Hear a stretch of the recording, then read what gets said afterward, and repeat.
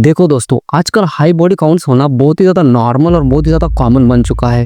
ठीक है, अब आप लोग कहोगे कि ये हाई बॉडी काउंट्स है क्या। दोस्तों बेसिकली हाई बॉडी काउंट्स उसे कहा जाता है कि जब किसी लड़के या लड़की के मल्टीपल पार्टनर्स अगर पास में रहे हो, मतलब फिजिकल पार्टनर, जितने उसके फिजिकल पार्टनर रहे होंगे उतने उसके हाई बॉडी काउंट्स है। तो दोस्तों किसी लड़की या लड़के के बारे में हम लोग कैसे जान सकते हैं कि उसके पास्ट में हाई बॉडी काउंट्स रहे हैं, मतलब 3 रहे हैं, 4 रहे हैं, 5 रहे हैं। तो चलिए कुछ टेक्निक में आज आपको बताता हूँ। देखो दोस्तों, जब आप किसी के रिलेशन में शुरुआत में जाते हो या फिर शादी के लिए कोई रिश्ता अगर सिलेक्ट करते हो, ठीक है, तो आपको उस पार्टनर के साथ थोड़ी बहुत बातचीत करनी है। या फिर आप अगर फ्रेंडशिप जोन में भी हो अभी और आप उसे पसंद करते हो, उसके प्रति अट्रैक्टेड फील करते हो, ठीक है, तो आपको कुछ ऐसे टेक्निक यहाँ पे यूज़ करनी है जिससे आप लोग ये जान सकते हो कि उस इंसान के पास में हाई बॉडी काउंट्स रहे हैं।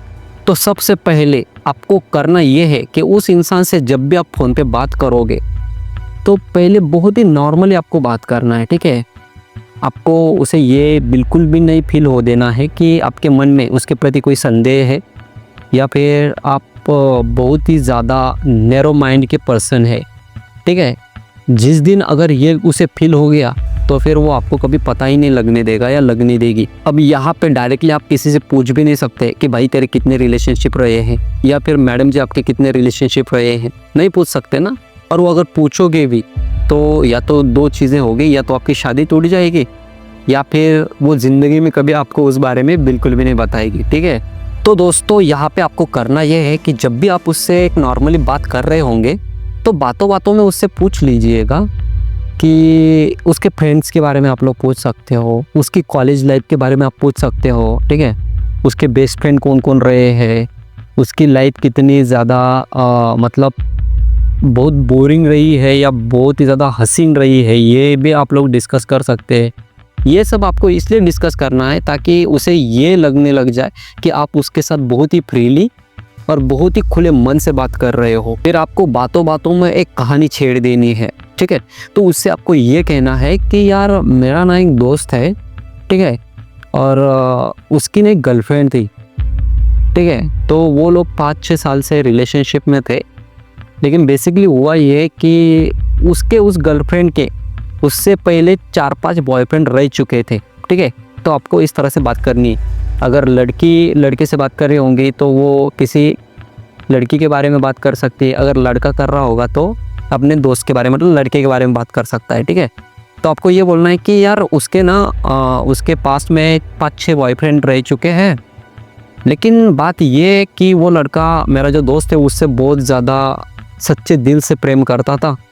फिर वो लड़का बहुत ही खुले मन का था या फिर वो किसी को जज नहीं करता था और उसने उस लड़की से शादी कर ली। और शादी करने के बाद आज उसे पूरे 2 साल हो गए हैं, लेकिन वो बहुत ज़्यादा खुश है अपने लाइफ में। ठीक है, बहुत ज़्यादा इंस्टा पर अलग अलग पिक शेयर करता है, उस लड़की से बहुत ज़्यादा प्यार करता है। इनफैक्ट उनका प्यार और ज़्यादा बढ़ चुका है। ठीक है, शुरुआत में मुझे तो लगा था कि उनका प्यार इतने दिनों तक नहीं चलेगा, लेकिन फिर भी बहुत अच्छा चल रहा है यार। और वो सिर्फ इसलिए चल रहा है क्योंकि वो दोनों बहुत ज़्यादा अंडरस्टैंडिंग और कंपेटेबल है। ठीक है, आपको ये बात करनी है। फिर आपको बातों बातों में ये बोलना है कि मेरा जो दोस्त है वो बहुत ही खुले विचारों का और बहुत ही स्वतंत्र टाइप का इंसान है। ठीक है, उसे हाई बॉडी काउंट्स या फिर पुराना कोई अफेयर या फिर कोई पास्ट ट्रॉमा उसे मैटर नहीं करता, इसलिए उसने उस लड़की का साथ दिया इतने बुरे वक्त में भी।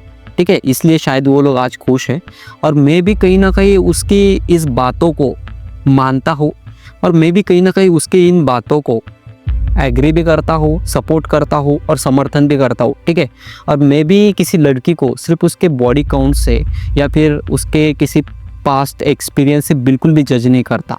ठीक है, मैं किसी भी मामले में किसी को भी जज नहीं करता, बस आपको ये बोलना है। ठीक है, और फिर आपको बताना है कि यार ये मॉडर्न दुनिया में कहाँ पे ये हाई बॉडी काउंट्स और कहाँ पे ये चोचले, ये पुरानी बातें हुआ करती थी। जो पुराने लोग थे बहुत ही नैरो माइंड के थे। थोड़ा बहुत पुराने लोगों को आपको गलत बोलना है कि बहुत नैरो माइंड के थे, बहुत उनकी छोटी सोच थी।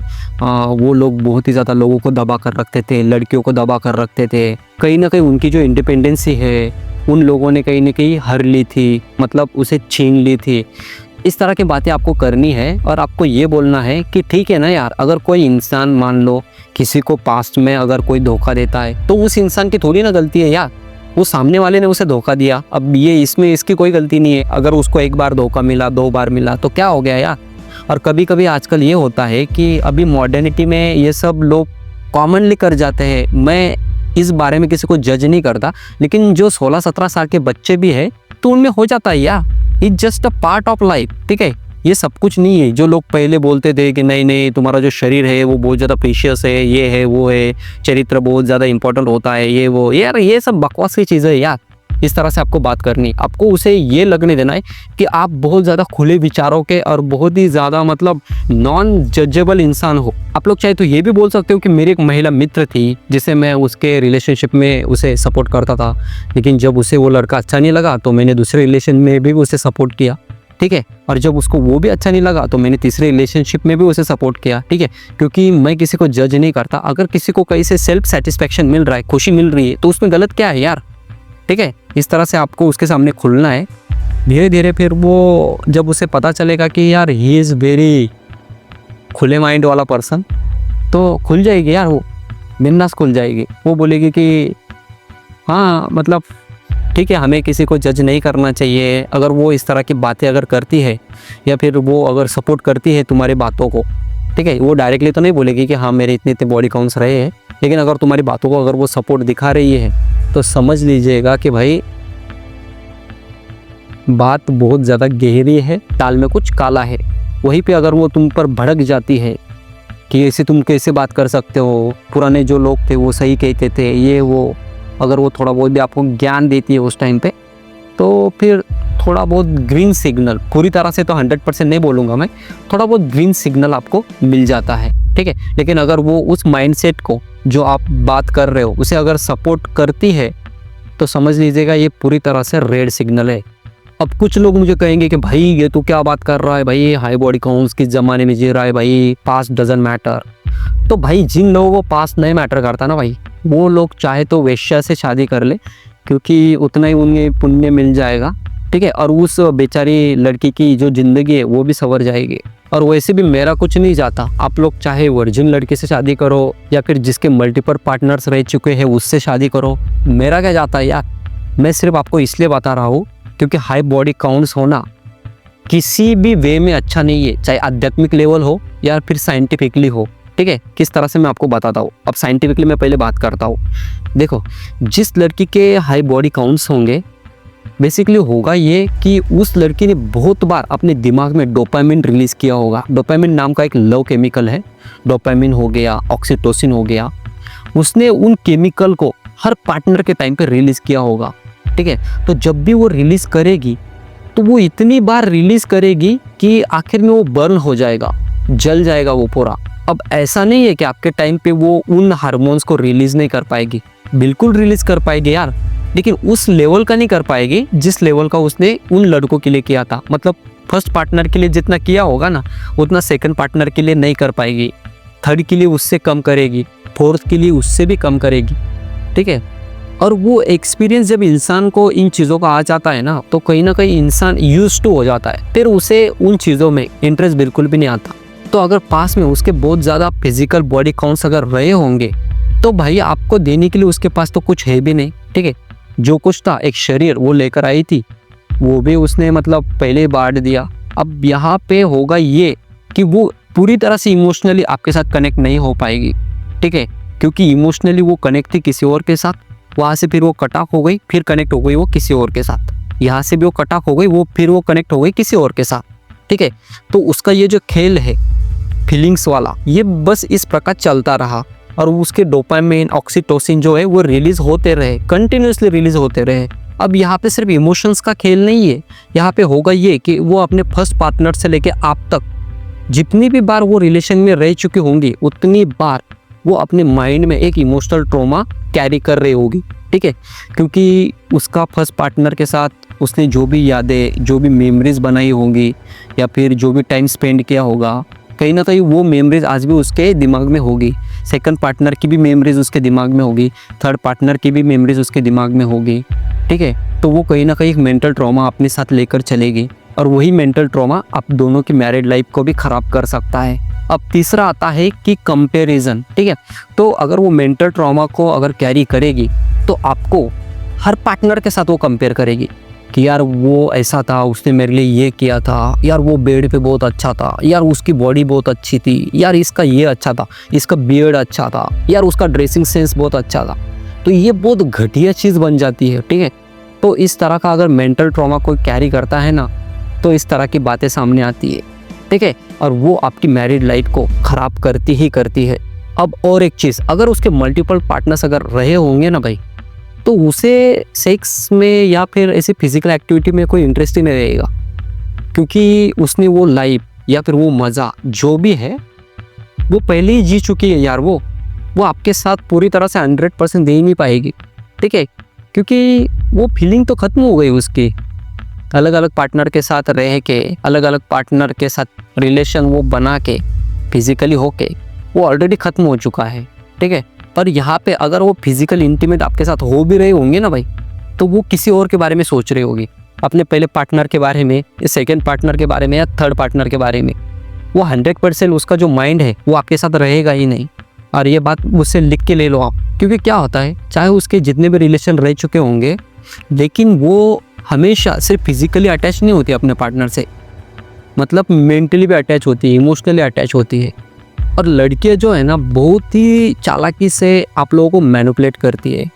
अगर आपको पता लग भी गया कि उसके 1-2 अफेयर थे, 3 अफेयर थे, तो हमेशा क्या करेगी, अपने आप को विक्टिम बना लेगी कि मेरे पे बहुत ज़्यादा अत्याचार हुए, ठीक है, उसने मेरे साथ ये किया वो किया, मैं बहुत अबला नारी हूँ, ठीक है, और मुझे उस टाइम पे समझ नहीं आया, उस टाइम पे तुम जल्दी मेरे लाइफ में क्यों नहीं आए, ठीक है, तो मैं ऐसा नहीं करती, और उसने मुझे अपनी बातों में फंसाया, उसने मुझे कहीं ना कहीं मैनिपुलेट किया, ब्रेन वॉश किया था मेरा।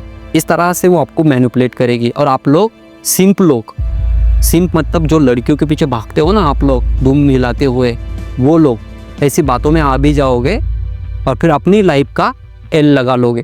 और यहाँ पे सिर्फ लड़कियों की बात नहीं कर रहा मैं, कुछ लड़के भी ऐसे होते हैं, लड़कियों को अपनी चिकनी बातों में फंसाएंगे कि यार मैं तेरे से शादी करूँगा, तो क्या हुआ, शादी के बाद तो ये सब होना ही है, तो अभी कर लेते हैं ना यार, ठीक है। या फिर वो लड़कियों को इस तरह मैनिपुलेट करेंगे कि यार तुम मुझसे प्रेम नहीं करती हो क्या, ठीक है, इमोशनल ब्लैकमेल करेंगे, अगर नहीं करती हो तो फिर ये करने में तुम्हें प्रॉब्लम क्या है, ये वो बहुत सी घटिया चीज़ है, ठीक है। और कहीं ना कहीं वो लड़कियों को वो सब करने के लिए मना ही लेंगे, और लड़कियां भी इनके चिकनी चोपड़ी बातों में आ जाती है, फंस जाती है, और बाद में उन्हें पता चलता है कि उनके साथ बहुत बड़ा धोखा हुआ है। तो देखो दोस्तों, आप लोगों को बस ये समझना है कि कोई भी 17 या 18 के बाद इमैच्योर नहीं रहता, ठीक है। तो जो भी लोगों का डार्क पास्ट रहा हो, या फिर जो भी उनने पास में चीज़ें की हो, तो पूरी होश में की हुई होती है, कोई बेहोशी में नहीं की होती। हाँ, मैं मानता हूँ कि वो केमिकल रिएक्शन का एक होता है उनके दिमाग पर असर, लेकिन उन्हें पता होता है कि हम लोग क्या कर रहे हैं, ठीक है। तो इन्जॉयमेंट में, मज़े में, जोश में उन्होंने वो चीज़ें की हुई होती है, और बाद में वो आप लोगों को ऐसे दिखाते हैं कि वो उन्होंने किया कि उनकी कोई मिस्टेक थी, या फिर उनको उस टाइम में समझ में नहीं आ रहा था कि वो लोग क्या कर रहे थे, ठीक है। तो ऐसी घटिया उनकी मैनिपुलेशन बातों में आपको बिल्कुल भी नहीं आना है। और इस तरह के जो लोग होते हैं, ठीक है, वो लोग आगे चलकर आपकी ज़िंदगी को भी ख़राब करते हैं। और अब हम बात करेंगे आध्यात्मिक लेवल पे किस तरह से ये चीज़ें गलत हैं, ठीक है। वैसे अगर देखा जाए तो आध्यात्मिक लेवल पे किसी के साथ शादी से पहले संबंध बनाना ही गलत है, एक तरह से एक पाप माना जाता है, क्योंकि आध्यात्म में शरीर को या फिर अपने चरित्र को बहुत ज़्यादा महत्व दिया है, ठीक है। आप लोगों ने वो पहले देखा होगा ना, कुछ लड़कियां जौहर करती थी, खुद को आग में सौंप देती थी जब उनके हस्बैंड मतलब मर जाते थे या फिर शहीद हो जाते थे, तो वो खुद का जो शरीर है वो आग में वो सौंप देती थी। वो क्यों करती थी? वो इसलिए करती थी कि उन्हें ये लगता था कि अगर हमारा ये जो शरीर है ये कई दुश्मन के हाथ अगर लग गया तो ये दुश्मन हमारी इज्जत लूट लेंगे, ठीक है। या फिर वो ये भी नहीं करती थी कि कोई जहर खा लिया, वो अपने आप को जला ही लेती थी। वो इसलिए क्योंकि उन्हें लगता था कि अगर हमें जहर खा के भी अगर हम मर गए तो हमारी जो बॉडी है उसके साथ भी ये लोग कुछ गलत कर सकते थे। मतलब इतनी ज़्यादा पवित्रता उनके लिए महत्व रखती थी उस टाइम पे। और आजकल मतलब पवित्रता तो बहुत दूर की बात है, लोग ये सब चीज़ें सिर्फ इंजॉयमेंट के लिए, मतलब सेल्फ सेटिस्फैक्शन या फिर सेल्फ प्लेजर के लिए करते हैं। सोचो कितनी घटिया बात है। और हमारे शास्त्र में कह लो या फिर हमारे वेदों में, पुराणों में कह लो यार, कितनी ज़्यादा प्योर लव स्टोरीज़ है यार। चाहे राम सीता जी की ले लो, या फिर राधा कृष्ण जी की ले लो, या फिर शिव पार्वती की ले लो। कितनी ज़्यादा प्योर और कितनी ज़्यादा खूबसूरत स्टोरीज़ है। क्या उनसे हम इंस्पिरेशन नहीं ले सकते? लेकिन हमें लेना ही नहीं है ना भाई। हम क्यों इतनी ज़्यादा तकलीफ सहे? हम क्यों एक पार्टनर के लिए हमारी लाइफ को समर्पित कर दे? हमें तो बस एक बार लाइफ मिली है और उसे बस इस तरह से एंजॉयमेंट का नाम दे के गंदा कर लेना है, ख़राब कर लेना है। और पता नहीं यार, ऐसे आचरण वाले लोग मतलब जीते भी कैसे हैं? वो सुबह सुबह जब उठते हैं तो अपना खुद का चेहरा आईने में किस तरह से वो देख पाते हैं, इसके पीछे की क्या साइकोलॉजी है, आई डोंट नो। क्योंकि आप लोग ये सोचो कि हम में और जानवरों में फ़र्क ही क्या रह गया है? ठीक है, हम में एक था विजडम, बुद्धि थी हम लोगों में, अब वो भी कहीं ना कहीं ख़त्म हो रही है। मतलब लोग इस तरह से बर्ताव कर रहे हैं कि उनके अंदर बुद्धि, कॉन्शियसनेस है ही नहीं। मतलब बेवकूफ़ जैसा आचरण करना, जानवरों जैसा बर्ताव रखना, ये सब चीज़ें आजकल बहुत ज़्यादा ट्रेंडिंग में चल रही है। और सोशल मीडिया पे अगर किसी लड़की का अकाउंट दिख जाए तो मिलियंस में उन्हें लोग फॉलो करते हैं, और वो लड़की क्या करती है, वहीं पे डांस करती है, ये करती है। मतलब कितने सिंप लोग आजकल बन चुके हैं यार। ये सब देख के ना मतलब दिमाग ही गर्म हो जाता है। और कोई लड़का मेरे जैसा अगर कोई अच्छी वीडियो बना रहा होगा तो उसे आप लोग तो ना लाइक करोगे ना सब्सक्राइब करोगे। तो यहीं पे आपकी मेंटलिटी और आपकी पसंद वो किस तरह की है ये सब दिख जाती है। देखो यार, आपकी क्या पसंद है, क्या आपकी पर्सनल चॉइस है, उससे मुझे कोई फ़र्क नहीं पड़ता। ठीक है, आप लोगों को जो करना है वो तो आप लोग करोगे ही, मैं चाहे जितना भी समझाऊँ। लेकिन जो भी मुझे सुनना चाहता है, जो भी अपने आप को चेंज करना चाहता है, अपने आप को सही डायरेक्शन में लेके आना चाहता है, तो भाई मुझसे जुड़ जाओ। ठीक है, मैं आपकी लाइफ पूरी तरह से बदल दूंगा और इसकी मैं पूरी गारंटी देता हूँ। तो आपको पहले तो ऐसी इन घटिया चीज़ों से बाहर आना है। जब आप बाहर आ जाओगे फिर मैं आपको ले जाऊँगा आध्यात्म की तरफ। तो दोस्तों, अगर ये वीडियो आपको सच में इन्फॉर्मेटिव लगा होगा तो शेयर कीजिए यार, अपने दोस्तों के साथ शेयर कर लीजिए, और साथ ही लाइक भी कर दीजिए। लाइक से आपका क्या जाएगा, लेकिन आप लोग तो लाइक ही नहीं करते हो। ठीक है, वीडियो देख के चले जाओगे लेकिन लाइक ही नहीं करोगे, ये क्या बात हुई यार। तो नए हो तो चैनल को सब्सक्राइब कीजिए। मैं मिलूँगा आपसे अगली वीडियो में। धन्यवाद।